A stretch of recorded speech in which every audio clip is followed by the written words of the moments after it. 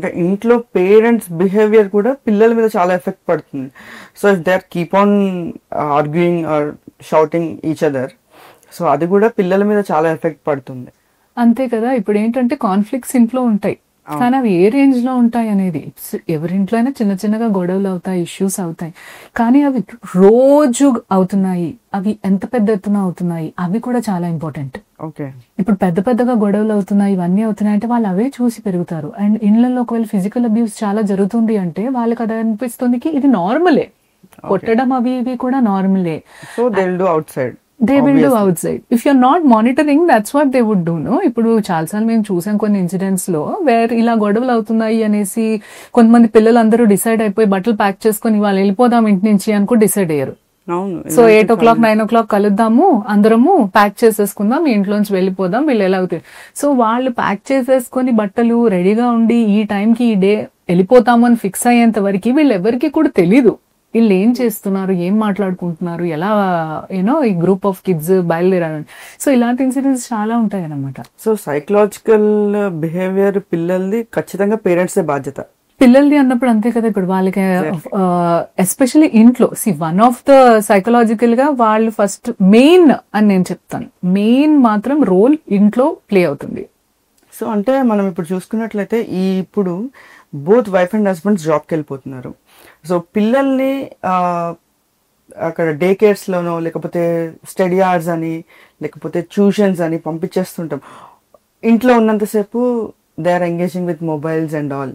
So ఇక్కడ వీళ్ళిద్దరికి ఆ కమ్యూనికేషన్ పార్ట్ అనేది చాలా ల్యాక్ అయిపోతుంది. సో దీనికి సొల్యూషన్ ఏంటి? Nowadays all are working. We both are also working కదా.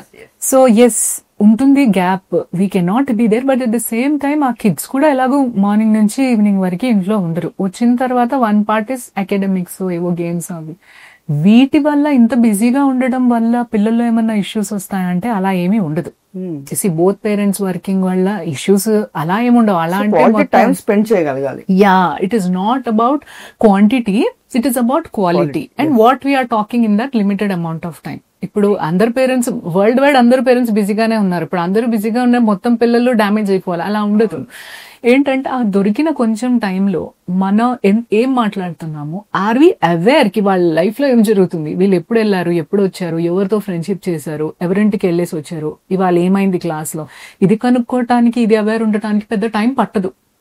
ఓపిక వినగలగాలి వాళ్ళు చెప్పేది, పెద్ద టైం పట్టదు. ఇఫ్ యూఆర్ అవేర్ కి what is going on, complete ignoring mode కి వెళ్ళకూడదు. వాళ్ళని మొత్తంగా ఇగ్నోర్ చేసేసాం అనుకోండి, సరే వెళ్ళావా, వచ్చావా, చదివావా, okay go inside sleep, ఇలాంటివి మనం పెట్టుకుంటే ఇగ్నోరింగ్ మోడ్, వాళ్ళకి తెలియదు కదా that we are paying an attention. So always pay attention to them. It is more of quality. 1 hour spend చేసినా, ½ an hour స్పెండ్ చేసినా, are you aware what is going on in your kids life. And వాళ్ళకి ఏదైనా చెప్పే freedom ఇవ్వాలి.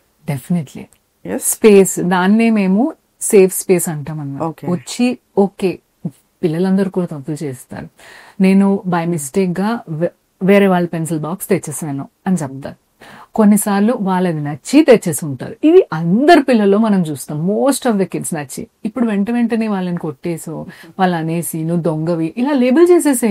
Okay తెచ్చావు, నీకు నచ్చిందా, will make sure ఇలాంటిదే తీసుకున్నాము, but this is it, you give it, say sorry.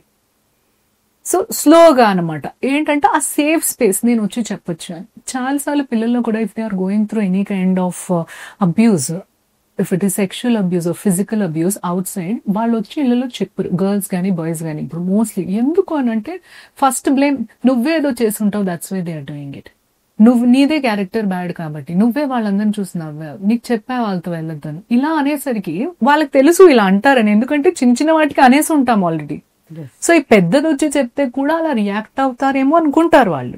చాలాసార్లు పేరెంట్స్ రియాక్ట్ అవ్వరు because it's a big issue. కానీ చిన్న చిన్న విషయాల్లో మనం బ్లేమ్ వేసేసాం కాబట్టి, ఇంత పెద్ద తెస్తే బ్లేమ్ వేస్తారు, నమ్మరు అని చెప్పి. సో కొన్ని ఏరియాస్లో మనం అబ్జర్వ్ చేస్తూ అట్ ద సేమ్ టైం కొంచెంగా ఆ కిడ్స్ని ట్రస్ట్ కూడా చేయాలి. ఇప్పుడు మనం ముందు మాట్లాడుకున్నట్టు కాండక్ట్ డిసార్డర్స్ కానీ ఇవన్నీ కూడా మేము వాళ్ళలో నిజంగా అంత సీరియస్ ప్రాబ్లమ్స్ ఉన్నా